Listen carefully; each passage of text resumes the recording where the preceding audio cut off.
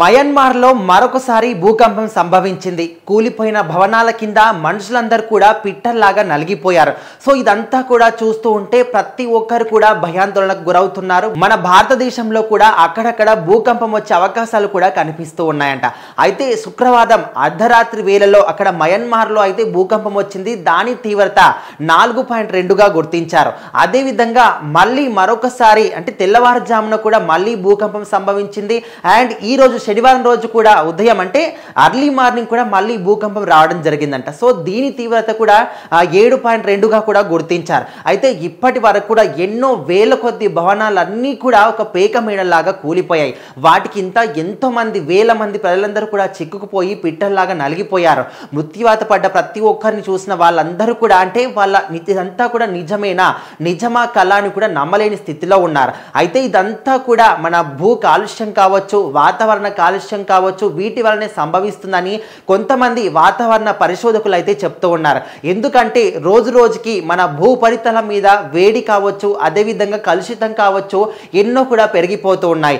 రోజు రోజుకి చెట్లన్నీ కూడా అంతరించిపోతూ ఉన్నాయి. చెట్లన్నింటినీ కూడా నరికేసి ప్లాట్లు చేస్తున్నారు, భవనాలు కడుతున్నారు, ఎన్నో వందల కొద్ది అంతస్తుల భవనాలను పైకి లేపుతున్నారు తప్ప అసలు వాతావరణం ఏం జరుగుతుంది, ఓజోన్ పొర ఏం కావాలి, వాతావరణం అంటే మన భూమి ఉపరితల మీద చెట్లన్నీ కూడా పోతే రేపటి మన పరిస్థితి ఏంటని ఎవ్వరు కూడా ఆలోచించట్లేదు. సో దీని కారణంగానే మనము ఇంకా ముందు ఇలాంటి సవాళ్ళు ఎన్నో కూడా ఎదుర్కోవాల్సి ఉంటుంది. ఓన్లీ మయన్మార్లోనే కాకుండా ఇక్కడ మన పక్క దేశమైనటువంటి ఆఫ్ఘనిస్తాన్లో కూడా భూకంపం వచ్చే అవకాశం కూడా ఉన్నట్టు కనిపిస్తుంది. ఆల్రెడీ ఈ రోజు తెల్లవారుజామున అక్కడక్కడ కొంతమేరకు భూకంపం కూడా వచ్చిందని చెప్తున్నారు.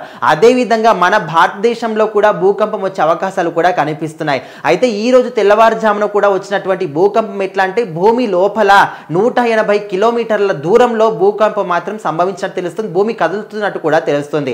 అదేవిధంగా ఎప్పుడైతే శుక్రవారం అర్ధరాత్రి వచ్చిందో 7.2 తీవ్రతతోని ఆ భూకంపం వల్లనే కొన్ని వేల భవనాలు కూడా నీలమట్టం అయిపోయాయంట. ఎందుకంటే దాని తీవ్రత ఆ స్థాయిలో ఉంది. అంటే భూపరితలానికి ఒక 10 నుంచి 20 కిలోమీటర్ల దూరం లోపే భూకంపం సంభవించింది కాబట్టి ఇక్కడ మేడలన్నీ కూడా పేక మేడలాగా కూలిపోయాయి. సో దీని ద్వారా ఎంతో మంది ప్రాణాలు కోల్పోయాయి. వాటన్నిటినీ కూడా చూస్తుంటే వాళ్ళందరినీ కూడా చూస్తూ ఉంటే అసలు ప్రజలందరూ కూడా ఇది నిజమేనా, మేము నమ్మలేకపోతున్నాం అనే విధంగా వాళ్ళు అంటే వాళ్ళకి సంబంధించిన వాళ్ళు కావచ్చు, వాళ్ళ రిలేటివ్స్ కావచ్చు, వాళ్ళందరూ కూడా శోక సంద్రంలో మునిగిపోయారు. ఇక్కడ చూస్తున్న దృశ్యాలన్నీ కూడా చూస్తుంటే మనందరికీ కూడా భయాందోళనకు గురై చేసే విధంగా కనిపిస్తున్నాయి. ఎందుకంటే మన పక్క దేశమైనటువంటి ఆఫ్ఘనిస్తాన్ మయన్మార్లో వచ్చినప్పుడు ఇక్కడ మన దగ్గర కూడా వచ్చే అవకాశాలు కూడా కనిపిస్తున్నాయని వాతావరణ శాఖ వాళ్ళు కూడా చెప్తున్నారు. ఏదేమైనప్పటికీ మన భూమినైనా ఇప్పటికైనా మనందరం కూడా కాపాడుకోవాలి. వీలైనంత అంటే చెట్లను అన్ని కూడా నాటుకోవాలి. మన పర్యావరణాన్ని మనం రక్షించుకోవాలి. భూమి డీగ్రేడ్ అవ్వకుండా మనం కాపాడుకోవాలి. భూమి వేడెక్కకుండా మనం కాపాడుకోవాలి. అదంతా కూడా జరగాలంటే ఖచ్చితంగా చెట్టు నాటడం ఒక్కడే పరిష్కారం. మనం ప్లాస్టిక్ వాడడం కానీ ఇదంతా కూడా తక్కువ చేయాలి. ఏదేమైనప్పటికీ భూకంపం వల్ల అక్కడ మయన్మార్లో మాత్రం కొన్ని వేల మంది లక్షల మంది కూడా ఆ భవనాల కింద చిక్కుకుపోయి కనీసం నుజ్జు అయిపోయి వాళ్ళ బాడీ కూడా దొరకని దీన స్థితిలో వాళ్ళందరూ కూడా ఉన్నారు.